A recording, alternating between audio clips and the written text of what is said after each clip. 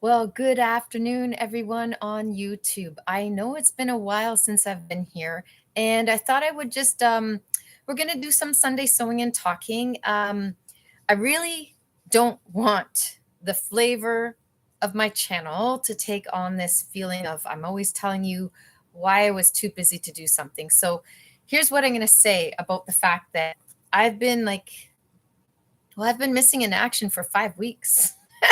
It's been a long time. And so this is the thing is it has been a really busy season in my life.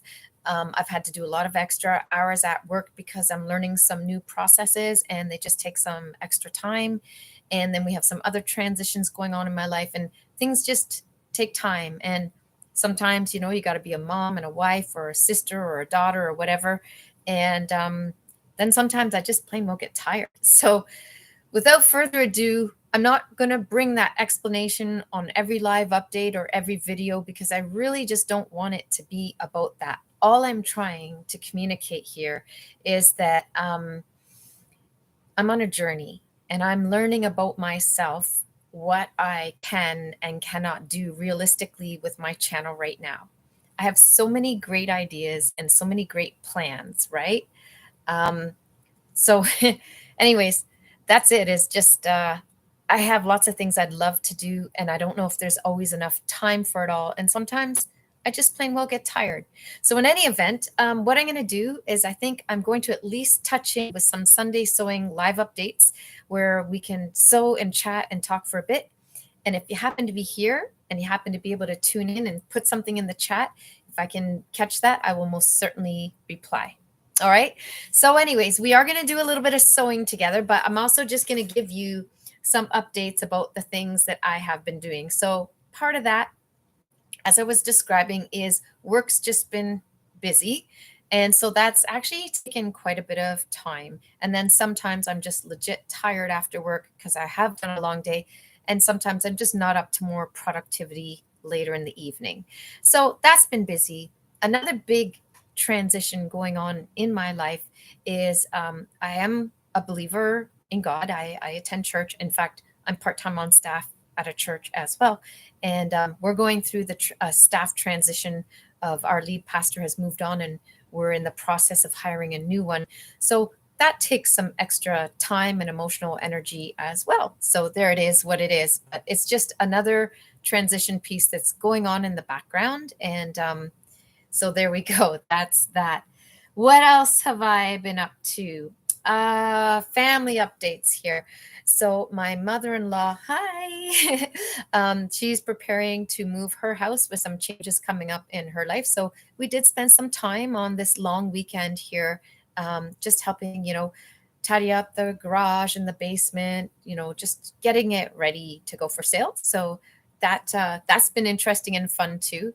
And I'm sure she's going to do just fine with the sale of that house as well. But there isn't really anything else new with family besides that my mother-in-law is going to sell her house sometime soon. Other than that, I think everyone's just school, work, business, whatever, same thing as always. So that's good. That's okay. Another thing I could tell you about, this one is cute.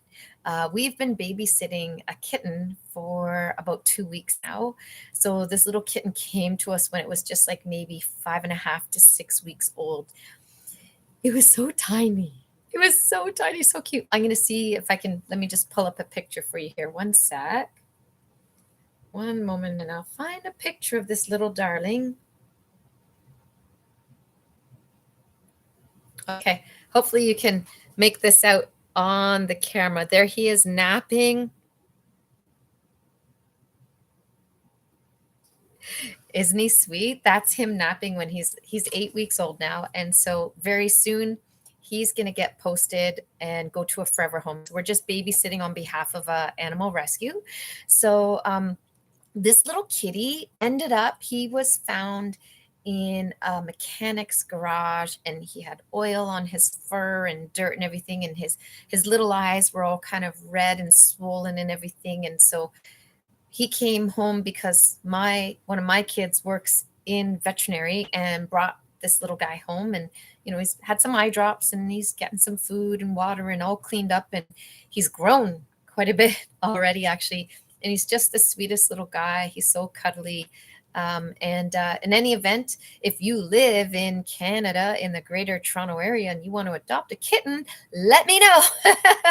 But it will be available on a rescue very soon. He's not even posted yet, but he's so sweet and so sociable that I think once this little guy gets posted as ready for adoption, he'll just go so quick because he just really is. He's so adorable.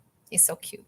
So anyways, I guess that's about it for what's new in my life right now. There's nothing else besides that going on. Let me take a sip of water here. So aside from that, a couple of other things I could update you on because we're going to do a bit of work on Clementine here while we talk and sew and visit. But I wanted to show you my Mother's Day gift. Right? We're supposed to honor our moms on Mother's Day, right? And I did. I honored my mom. But do you guys ever notice that your own mom sometimes gives you the sweetest or the most perfect Mother's Day gift because your mom knows you so well, right? And so I had sent my mom an email or a link, or I forget which way, but anyways, I sent her something showing her this brand of scissors called LDH, which is for love, dedication, and hard work. It's a company, I believe they originated in Japan, I'm pretty sure, but they have a branch in Canada now, and I believe they're manufactured in Canada or at least assembled in Canada and made available.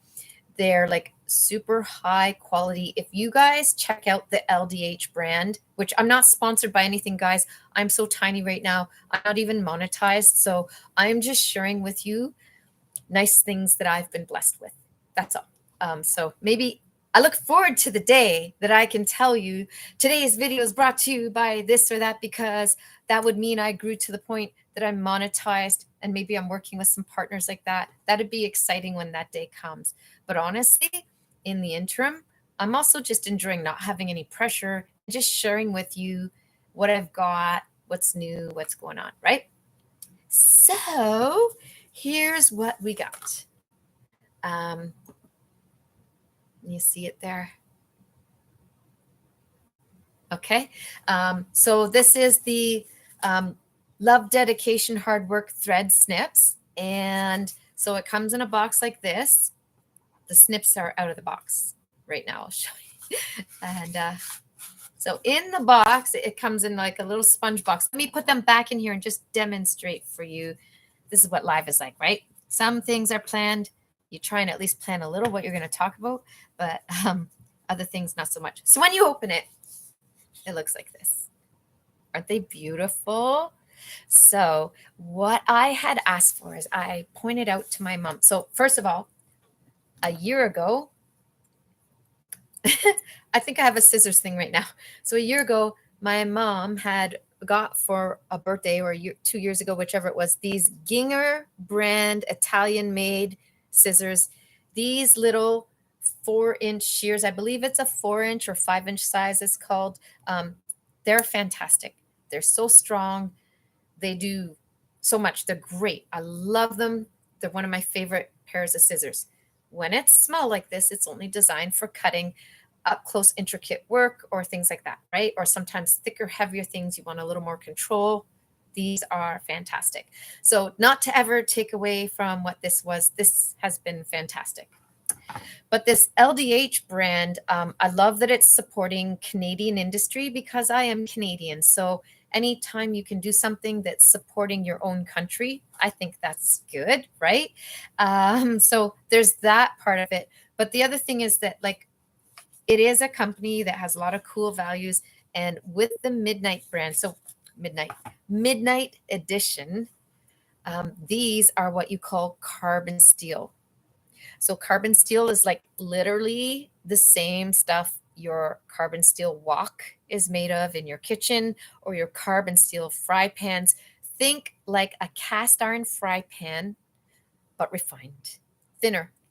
So these are carbon steel. So you're not going to want to have these exposed to a lot of humidity and moisture because they could potentially rust. So if if you're using them all the time, it's fine to leave them out. But if you're not using them a lot, you're actually better to store them back in the container to reduce the amount of oxygen exposure. They're just maintained with a bit of like wipe it with a barely damp cloth, and then if need be, lubricate it with a little oil once in a blue moon. But they are mostly maintenance free. But the quality of these things, and I love good quality. Anyways, they just got a beautiful snipping action to them. And it's got this ring that you can, whether you put it through your thumb that way, I kind of like it this way, right? Which, you know what? When you do it that way, the logo's right side up. So I wonder if that's how it's supposed to be, but I kind of like it. So then I can just squeeze it like that. Anyways, they're beautiful snips. I don't know if you can see in the, let me see if I can show you here. Can you see? Can you see? Yes, you can. Watch. All right, so it's not my hand. Instead, we'll do this. Can you see that in the scissors? Do you see the gap that is visible? It actually was going better with my hand. I don't know. Sometimes I immediately understand why YouTubers do this thing with their hand, manage the light, but I also find it annoying, right? Oh, dang it. I can't show you now. Anyways, scissors should not be completely flush. There should be a little bit of airspace, a gap that allows the scissors to function and grip things the way they're supposed to. I don't know how to explain it technically better than that without Googling it for you again. But in any event, the LDH scissors brand does design with these things in mind. And they were a gift from my mom. So thanks, Mom. And anyways, they are wonderful snips. Obviously, they cut well. They're sharp, but just ergonomically, guys, the design with the finger loop, and they've got such a nice spring action and stuff.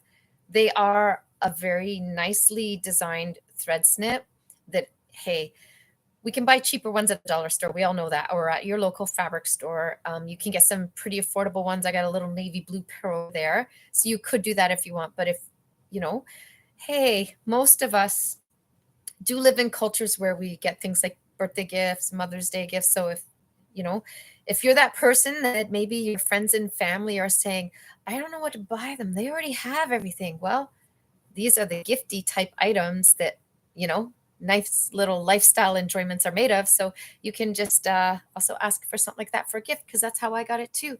So in any event, they're super cool. It's a cool brand. If I can't remember the whole story of it right now, but if you were to Google the brand, they're pretty cool. And maybe one day, if I actually invest in a pair of the scissors as well, maybe I'll do a whole feature video on that. But for today, anyways, I think that's enough about it. Just suffice it to say, they're really cool.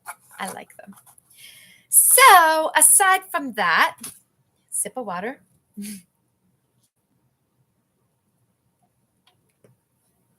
There we go. Sorry about that. So aside from that, now let's talk about what are we up to with sewing. So with sewing things, we have Miss Clementine. The cat is still in this state with her little arms are here. And the tail is just in this pinned state. So in this state here, I'm actually going to be with the white, so like tone on tone thread, going to zigzag this. The directions then show that we're going to like fold it in half and edge stitch it and attach it. So we'll be doing that. But honestly, aside from that, we're going to be doing a little bit of work on this before this video is done. I'm going to attach the button eyes, and then we're going to close this and stuff it. So that's pretty cool. So Clementine cat is almost done. And again, guys, as I've described, boy, oh boy, the last 5 weeks of my life has just been such a whirlwind. I started this cat weeks ago, and honestly, for 5 weeks, so many things have had to wait. And poor Miss Clementine cat is among those things. But anyways, she's going to get done today, I'm pretty sure. And then I will post for you a full upload of the assembly of Clementine the cat as well. But it will be fun to do some of that today. In addition to that, let me see here if I show you this blouse here, right? You can see it's just a nice, it's a lightweight fabric. here it sits, still partially finished, and just trying to do things in different orders. So that's another thing on the go that I plan to finish in the next week or two as well, is my hope. And aside from that, I think I did tell you about patio cushions. Let me show you.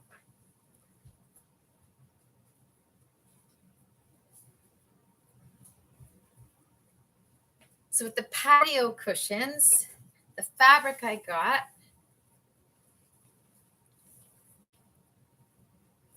look at that. Isn't it pretty?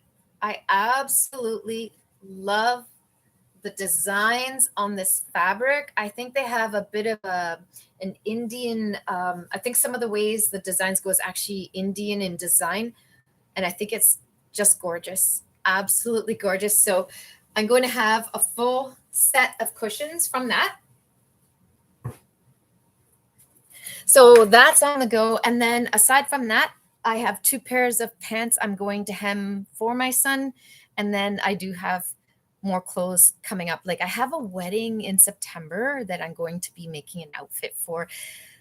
I can't wait to make it. So anyways, there's just always more wonderful projects we can do than time permits. But that's kind of where it's at. So now that all my chit chat and updates done, if you're still here with me, because I know not people come in and out when it's live, but if you're tuning in later and watching, if you're still here watching, thank you. That's great that you could stay and watch with me. And so now for the last 15 minutes or so of this live video, so I'm just going like maybe a half hour for my first one or second one. Like I haven't done a lot of these guys, and it'll take me a little while to get a rhythm. I will tell you that I do hope with time to maybe turn my whole setup around, because this side, I'll show you, it's not always pretty either, but it's like the back of the stairs. Like it's the underneath part of the stairs, and it's mostly like childhood memory things from my kids and some linens and a little bit of it's sewing. But believe it or not, for some odd reason, my buckets of sewing fabric are in the garage. Why not, right? That's actually a project I plan to do one day, is swap those out and maybe put some of these sentimental things that I'm not ready to let them go, but I don't need to have them fingertip access. Maybe I'll move those out to the garage and bring all the rest of my sewing fabrics into the house. But anyways, I'm considering trying to, if I'm going to do these lives, I want to maybe improve the environment for you a little by turning that around, maybe put a little backdrop, and there'll be a little more to look at. So that'll come with some time. Once again, I'm on a journey, I'm developing and I'm learning, and I'm just willing to be really transparent about where I'm at. This is something I know I want to do, and I'm not claiming to be the best at it.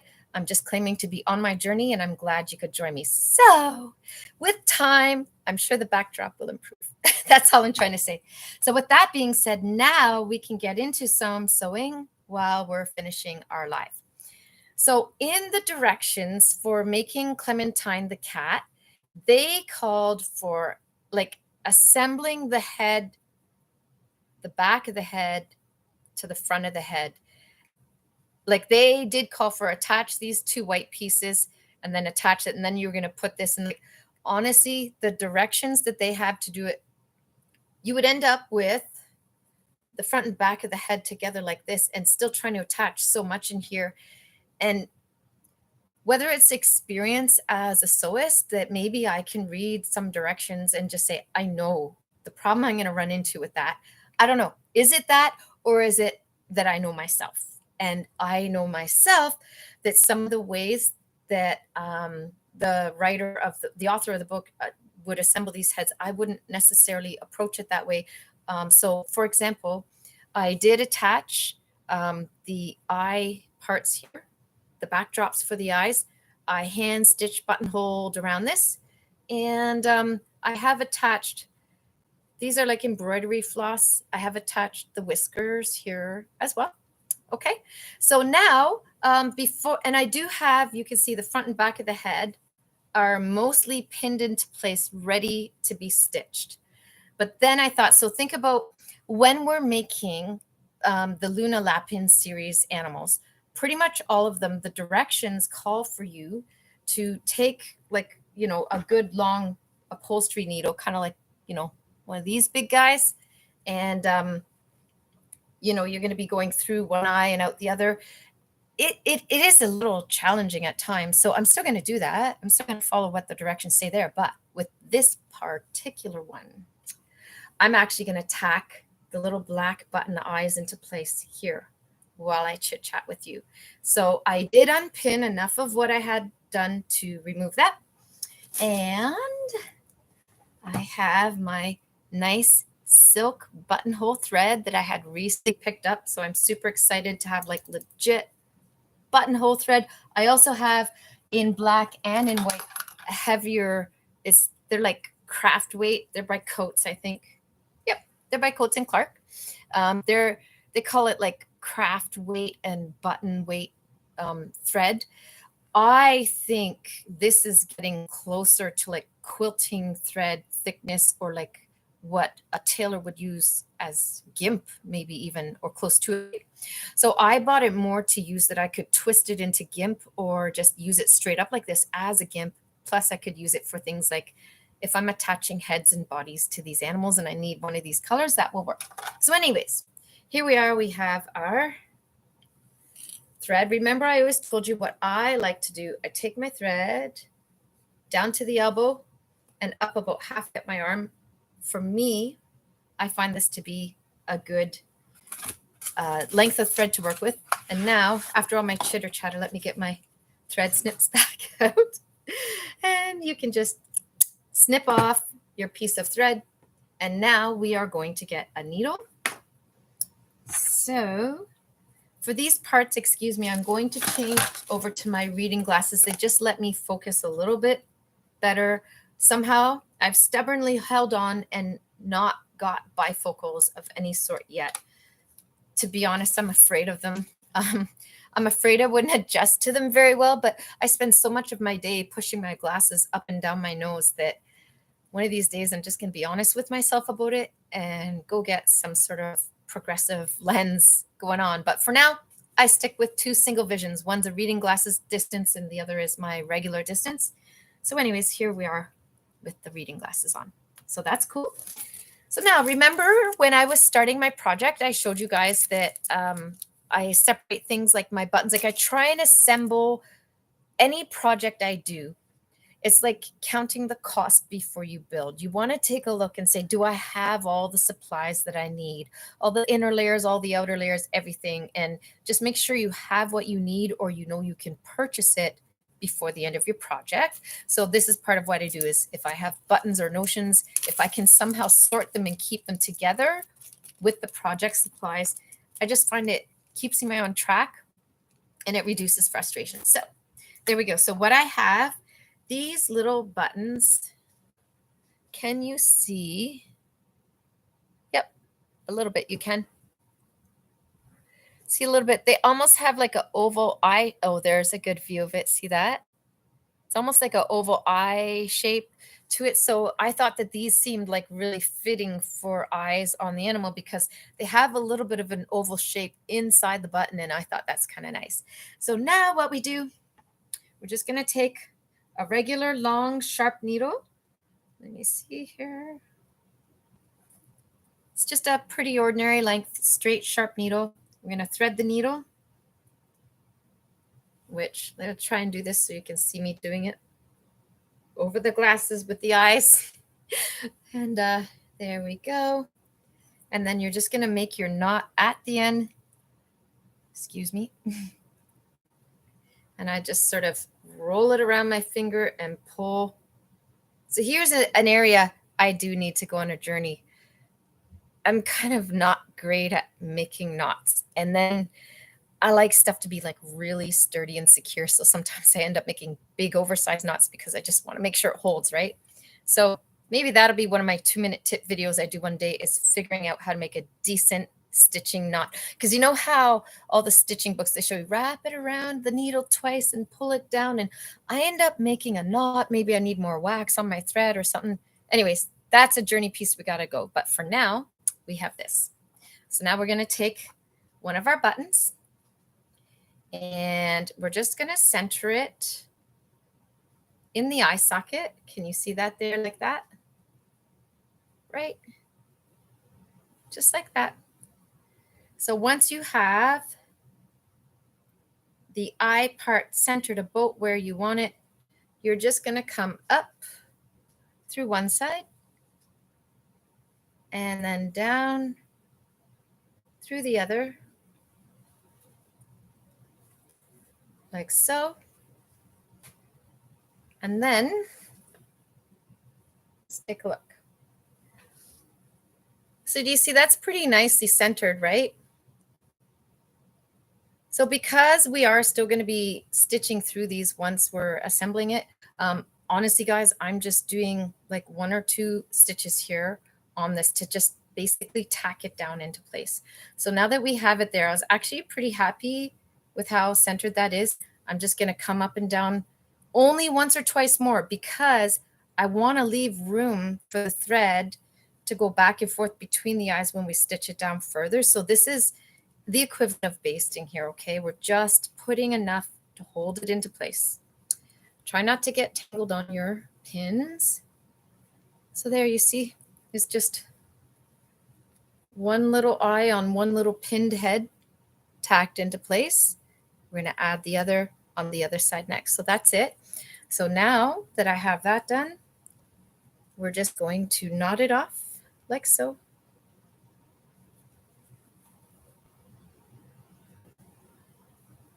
And that's it. So then using your nice little thread snips, you're going to snip your project. I'm going to put it down. I don't want to cut it by accident here because I'm trying to show you on camera or something, right? So here we are, one little cat eye tacked into place. Now we're going to do the other side. So we're literally going to take that same needle and thread. It's still threaded. And, excuse me, we're going to make another knot. Somehow licking your finger gives that grip. I should keep a sponge in water, but in any event. Another one of our little knots here. And now you're just going to take that next little button eye and we're going to put it onto the cat like so. Now with this one, I did make sure the angle, remember the oval I was showing you in the eye? Let's see if I can make it show up on the camera there again. See how there's that oval outline? Do you see how I angled it? So like think cat eyes. So the same on the other side, we're literally gonna mirror this so that it's angling down and inward on the other side. So when you believe you have your button more or less centered where you want it, do you see that?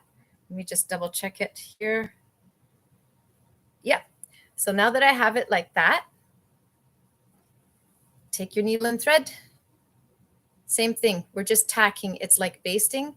So you're going to come up one side, down the other hole like this, and then take a look. Is that more or less centered? Yep, it is.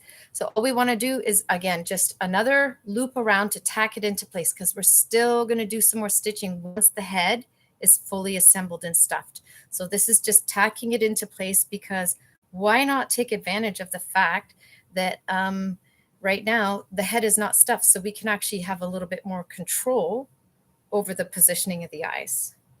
Right, so there they are. 2 little eyes sewn into place. So now I'm just going to knot that off as well. So now that we have Miss Clementine cat this far along, we're actually going to be able to assemble and stuff her head and attach it to her body. So it's getting exciting now. This is good. So I'm almost done here, just knotting this off. And once again, thread snips. Snip it. I did not show you because once again, if I ended up cutting through my project by accident because I was trying to hold it up and do, I would be so upset with myself. So we just did it off camera here. So anyways, here's Miss Clementine's cat. Miss Clementine cat with her whiskers, a little wonky and not yet trimmed, eyeballs tacked in place. There's a little bit of give, like I will be able to manipulate them exactly how I want, but that's it for now. From here, what I had done as per the directions, and you will see this, there is a tutorial video that I'm going to be posting that will have the whole assembly of Clementine cat start to finish. That's coming soon. So this is just a live update. So in the directions, it does show you how to take the folded ear and pin it into place so that when you end up stitching it and turning it right side out, it'll look close to this, but it's pinched by pins right now, of course. So now that we have the eyes tacked into place, the whiskers are in place, we're going to turn this thing back right side out, and I'm just going to pin the rest of it down. So I'd love to know what you guys, if you guys have, I believe it's Laura Peel is the author of the book. Do you have the original Making Luna Lapin book, or do you have the one that I have, Making Luna Lapin's Friends? If you need a reminder which one I have this one here. So Sewing Luna Lapin's Friends. So let me know, like, do you have all the books, or do you just have this one? And have you made all the animals yet? And if you have, which one was your favorite to make, or which one was your favorite when it was done? And then alternatively, which one was the most challenging? Because they all have different parts of them that can be challenging. Definitely for me, Freddie the Badger's clothes were so much work. They were a lot of work for me. As far as the animals themselves, I'll try and kneel again here because it is a better height, but my ankles are getting cramped. Anyways, this is life when you're 5'2". So anyways, I'll keep pinning this while we talk. Anyways, I'd be curious to know, are you guys sewing the Luna Lapin stuff with me? Which one is your favorite one to make? I am naturally drawn to all that's feminine and pretty because I'm a girl. I'm comfortable in my girlness. And so I lean in hard. I like all things that are classic feminine. I like lace. I like, pink and purple and I don't know, just whatever's classic. I enjoy that. So how could I not be drawn to the girl characters in the book first, right? The guys they're nice, but it's going to be way more fun to make Clementine's tulle dress that she's going to wear than it was to make a pair of overalls. You know what I'm saying? Just because it's going to be so pretty and it's a little craft and the whole bit is going to be great. So anyways, there we go. So now that we have the head pinned into place, I'm going to actually tilt this so that you guys can watch me. Maybe I'll drag it over here a little too off my sewing table because it is live here. So when we're live, we just got to roll with it a little. So it's not perfectly updated, but here's what I'm going to turn it so you can see. Yeah, you can see the sewing machine a bit. All right, here we go. So now, when you're going to sew, and I hope you're still with me because I can't honestly see who's tuned in from over here where I'm sitting. At my sewing table, I have, this is most of my machines are Brother, and it was by fluke that it's a brand I've really enjoyed so far. They've been so dependable. This is a Brother HC 1850. Just pre-pandemic, I got it for like a sweet price of about $250 on Amazon.ca. I think the same machine's about $100 more now because of demand. But guys, it's a very lightweight machine, but it does everything. If you need an entry-level machine that even can embroider letters and stuff, this baby here. Over here, I have a Janome brand serger. One day I'll give you guys a tour of my equipment. And then over here, I have my Brother Quilt Club 1300.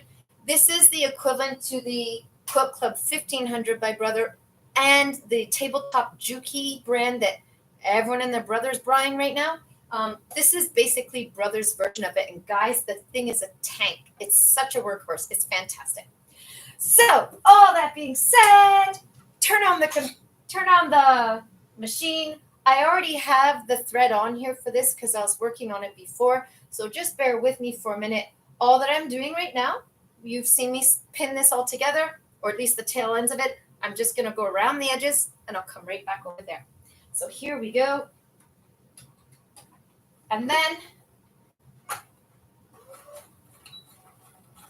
I guess the other thing I could ask you guys about is, let me see here, as I'm concentrating on sewing at the same time. Don't mind me. Anyways, in addition to which one is your favorite Luna Lapin character, I would be curious to know if you guys have a favorite clothing article from the series. Is it one that I've already made, or is it something else? Now over here, while I'm sewing, I had the folds of the ears like really carefully pinned in, and I don't have, if you will, like a stiletto handy, but I often will use these tweezers, even sometimes the back end, as a stiletto. And if you don't know what a stiletto is, if you're new to sewing, what people refer to as a stiletto is like a sharp, pointy stick that you can hold fine pieces of fabric together while you're nearing the machine without endangering your fingers. Especially if you're using something that's high powered and fast, if you step on that pedal at the wrong time, it's never happened to me, but I've heard stories. You can sew fingernails, and apparently it hurts a lot. So sometimes, if you want to just press down and hold some layers together and maybe keep your other fingers a little more out of the way or to the inner side here, you can just go along here like this. And it just, once you've pulled your pin out and you're just trying to hold the layers secure, you don't want all your hard work that you pinned to come undone. This is where using either a stiletto or, in my case, serger tweezers can work quite nicely. So right now, I know you can't totally see what I'm doing, so I'm just talking still to let you know as I keep sewing. We're just going 1/4 inch of the way, all the way around the head. We're sewing the back of the head to the front of the head right now. The other parts that you will see in the tutorial was where we were assembling all the other parts of the face together, because it did come in like 2 or 3 different pieces, plus the little white felt accents. So you're going to want to catch the tutorial to get all those parts together. But it is also just nice to connect with you guys because it's been so long. So I'm glad you're tuned in and watching with me. Thank you. Almost here. Sometimes you can use your little serger tweezers here. Push the fabric back in place, make it behave. Almost done. Yay. It's getting really warm in my sweater. I've got to take my sweater off.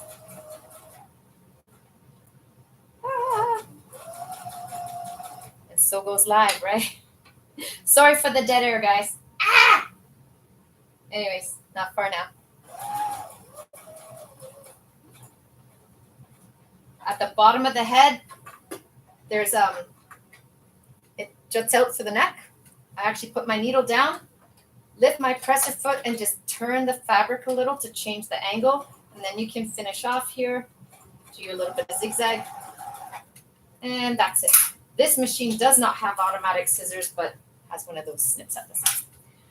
So there's not a lot of machine sewing. There's no reason to leave that on. Coming back over here. Thanks for watching with me. Okay, so you want to see here where we're at. We have the head, see, just 1/4 inch all the way around. Take your thread snips, get rid of that. Now we're going to turn it right side out and stuff it. So let's see how it looks. So you just want to turn it out from the bottom. It's pretty straightforward. It's not the world's smallest opening. It's not that hard to do. If all my pinning went well, which I believe it did, this should look good. Drum roll, drum roll, drum roll. Here we go. Here we go. Let's see here. Oh, Clementine, please look good. Please look good. Please look good. Please look good. Are you going to look good? I think so. I think we're going to be okay here. Yes. Okay. So here's what I'm after. These parts will fill out when we get the stuffing in. What I'm worried about is the ears and the evenness of the face. So if you can see, let me show you in the book as well. In the book, when you are assembling Miss Clementine cat, check this out, how her face is made. So with her face, you end up, first you have this centerpiece, which is like the forehead and nose, right? And we attach the 2 ears there. But do you see in the directions, it's only sewn to like halfway on the ear and then you stop. And I did learn Don't sew all the way to the end. Leave your 1/4 inch. Otherwise, you're going to have trouble with your ear. I had to pick some out, blah, blah, blah, blah. But when you're attaching the next piece here, do you see the angle? You see the shape of this piece? So here's what I'm trying to articulate. That, I really am hot. Okay. That is this shape that you're seeing here. That is actually like a little bit squared off. So what ends up happening is when these ears are attaching, only one half is stitched up to here. And how we get the bend in the ear is because it's just straight across the back and it's following that curve. So now that we have this ready, we have her eyes tacked into place, nose is stitched on, everything's embroidered down. We got whiskers ready for trimming. We're ready to stuff this and attach it to her body. So with that, I do have, this time I actually went to the fabric store and bought like real stuffing instead of just going to the dollar store and buying a cool pillow for $8. I think I spent the $15 this time. It's where I was. So anyways, there we go with that. So once you got your stuffing open, you can just start pulling bits out. And with a nice little soft round head like this, it should be very easy to stuff. There isn't much in the ways of cricks and crannies to get into. So you just want to start working the stuffing into this. So I'll have a fun story to tell you why I'm stuffing this. The first time I stuffed something, if you grew up sewing at all like I did, I was practically weaned on a sewing machine. My mom just always had a sewing machine doing something. And so that means I spent copious amounts of hours at the fabric store. Have you ever been a fabric store kid? Do you know what I'm talking about? If you know what I'm talking about, you feel my pain.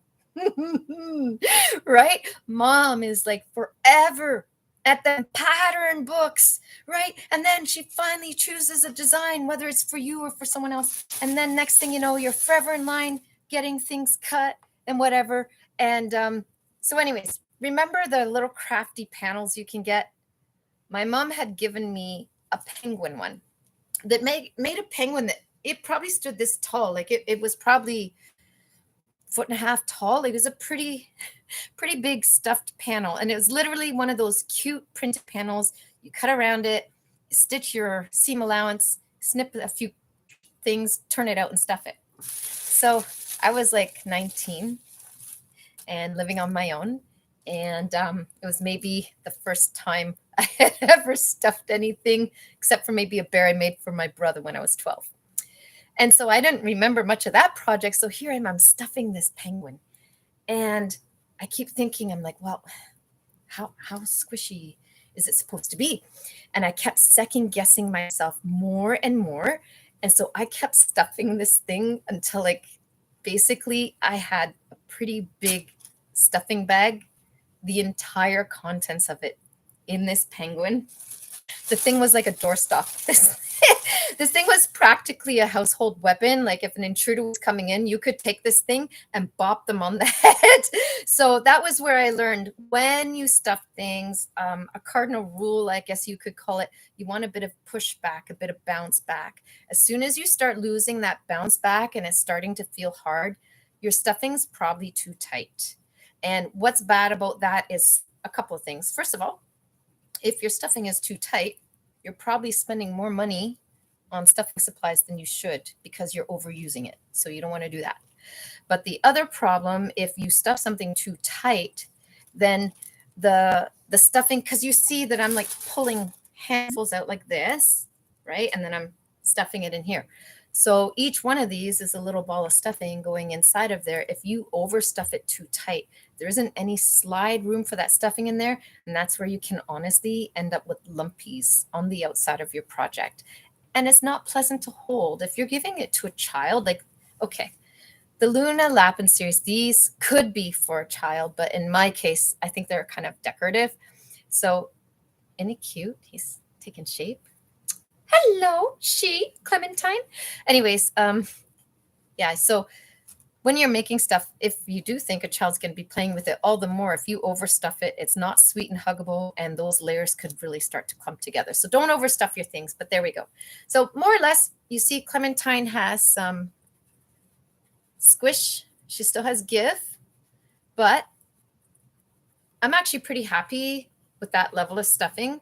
So I'm looking now and evaluating if I want to be stuffing a little further into some of these corners up here, like in here, like this. See if we can shape it out, those seams a little more. And then just give her a little roll. So there she is. She's more or less stuffed. I'm not going to get all of these head pieces perfectly smooth, but it's actually pretty decent, right? Her face is fairly symmetrical. Once you get the fabric pieces, you see it is cut even.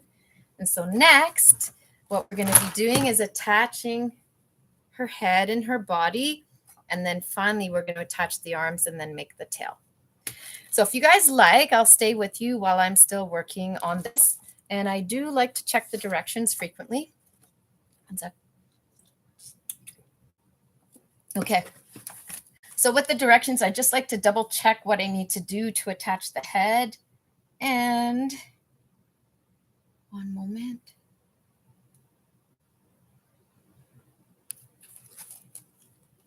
I'm pretty sure with the others, all I did was just fold the edge under a little. So in this instance here, I think I can add just a little more stuffing. Just a little more to even out the end, okay? Simply because we want it to hold firm against her neck too. So let's see if we can get this in. If you feel like it's too much, you change your mind, pull some back out. That's the wonderful thing about these things. They're kind of forgiving. So that just gave a little more body to the. So the next thing we want to do here is now we are going to attach her head to her body. So when I'm doing something like this, I do try to make it as even as possible.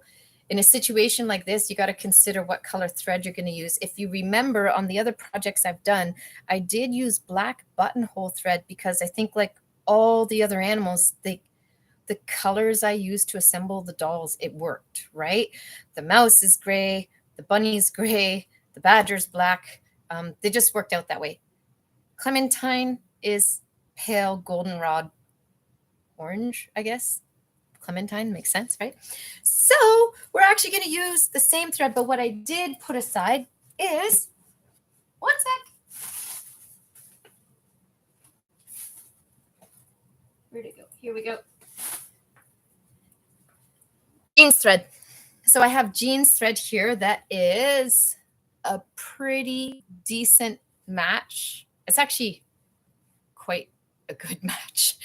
It just happens to be denim fabric. And this is, if you wonder, oh no, I dropped Clementine. If you wonder what I made Clementine out of, this is just coating fabric, like suiting fabric from my local fabric land. I think in the US, you guys have, is it called Sally Fabric or something like that? So Fabric Land in Canada is just your big box fabric store. You can go get just about anything you want. You might not get the most specialized or high-end stuff there always because they are appealing to the masses, but you can get a lot of stuff and get some good prices. So basically, this is not 100% wool. It almost has a fur-like texture to it. It's kind of cool. So it's like a brushed, almost hair-looking imitation wool or wool blend. It was in the coat and suiting fabric stuff, same as I got Reynard Fox. I'll show you his fabric. So Reynard Fox's fabric, look at the color I got. So see, I'll show you. Clementine, Reynard. This one is going to be interesting to work with because look how thick it is. It's actually pretty thick for making a little stuffed doll, but it really is the perfect shade. Like, honestly, can you get more foxy reddish orange than this? Like, I think it was the perfect. And because I got those fabrics like in March when I knew the spring fabric was starting to come into the fabric store, I literally scooped these up for $6 a meter. And I think I bought like a half a meter of each. So I got the fabric for my dolls for like $3. And then the felt, I also got at the fabric store. One of my viewers had commented to me when I had done Freddie the Badger about I struggled with the dollar store fabric the felt I used, and they notified me there's actually different grades of felt and stuff. And I did find, even at my local Fabricland store, that you can get really good quality felt, and it's not actually that expensive. So what her tummy is made of is some of that felt from the Fabricland, that it is the better quality. And again, because these dolls are so small, you only need like a little 1/4 meter to a 1/2 meter of anything. Most of these dolls, I think you could buy 1/3 of a meter and you have more than enough. More than enough. That's the deal. So now let's get back down to business here. We've chit-chatted away. We know what we have here. We have a matching jeans thread, so it's good and strong for pulling through. My same rule, down your elbow, approximately halfway up your arm. For me, is a very comfortable length of thread. Use your snips. So now we have our piece of thread, and then we want to choose. I'm going to make a needle book one day. I have so many things, right, that I want to do, because lately this is what I have going on. So if it's not a new needle in a needle book, I have this little, I just took a basic piece of felt and I just sort of folded it in 4 and stitched it so there's a little bit of thickness to it. But now we want a strong enough needle with a wide enough eye. I believe I had attached it with something like this. Let me see if you can you see? Oh yeah, people always do this, right? Do you see? It's got a pretty good size eye. It's got a pretty good size length and thickness. So this is what I'm using. And we're just going to thread the needle. Legs. See, that threads easily if you make sure that you have the right size eye on your needle. And then once again, just remembering I'm not the greatest at knots. That's going to be a 2-minute tip one day coming your way. I'm excited to actually start to see Clementine cat done, because her outfit, guys, is going to be so cute to make. It's going to be so adorable. Anyways, here we go. Now, we got our thread ready. We have our doll, and we have our head. So the first thing you're going to want to do is maybe just, no, we're going to do it this way. You're going to nestle the, when I do these, I remember now, I stuff my finger in here and just work the felt apart a little bit, like so. And then once you have that done, we're going to stuff the body inside that area that you had done this with. And then when we're going to stitch this down, we are going to gradually turn it under. But to get it started, here's what I'm going to show you. Is just take some pins, and you're just going to pin into place the actual head. Because as we stitch around, we're going to turn that fabric under. So right now, we're just pinning her little head onto her body. You want to try, even at these early stages. So immediately, I haven't pinned the front yet. Do you see how the seams aren't quite, like I can tell right now it's going to make a problem for me and it's going to drive me nuts. So you sort of got to push it and wiggle it and work it into place. Keep those little whiskers out of the way. So you see I kind of squeeze her body down and pin one side. Yeah, that's pretty good actually. And the other side. Ooh, ooh, ooh. Okay, so here she is. She's pinned into place. Clementine has no arms. Now, all that we're going to do is stitch it. I think you know how to just turn under like 1/8 to 1/4 of an inch and just blanket stitch around this thing. You just want to try and make it as sturdy as possible. So you do want to make sure you have a thimble.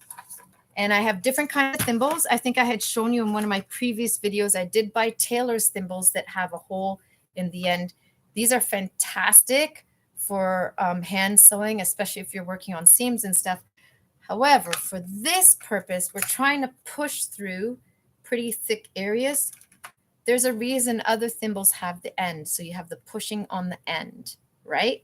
You want to use different thimbles for different things. In this case, this sort of thimble, most of these ones I have are a little big for me. I haven't found something right, but they're close enough. So now we're going to sew. Take your needle and thread that you had already threaded up. And It's always easier, I find, to start at the side or the back, just because, you know, if you have a messy spot, it's not center front.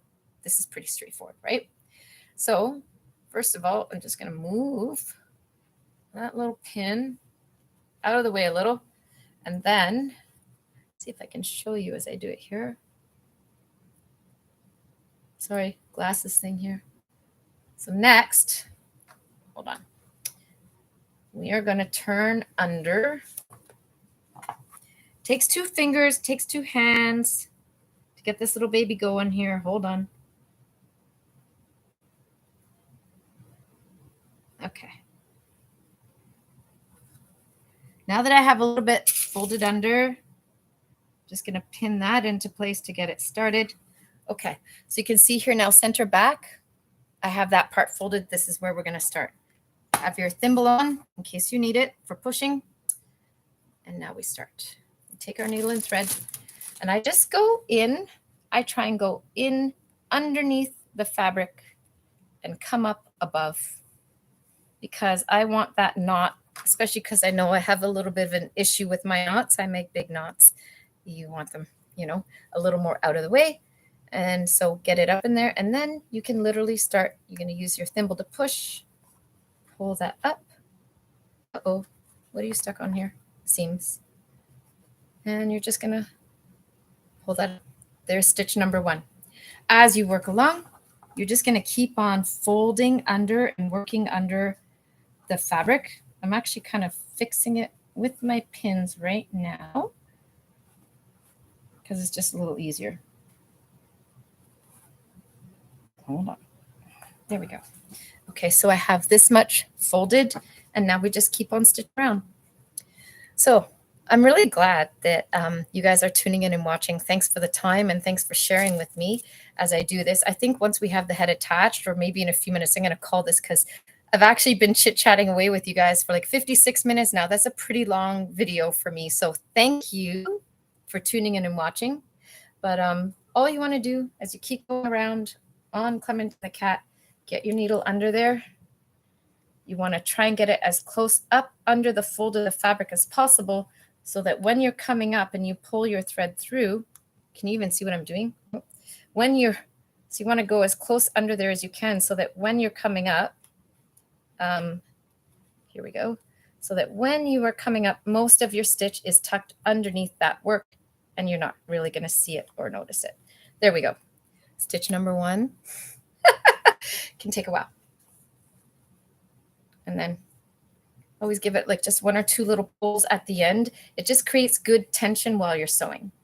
All right, so here it is, guys. Clementine the cat really is almost done.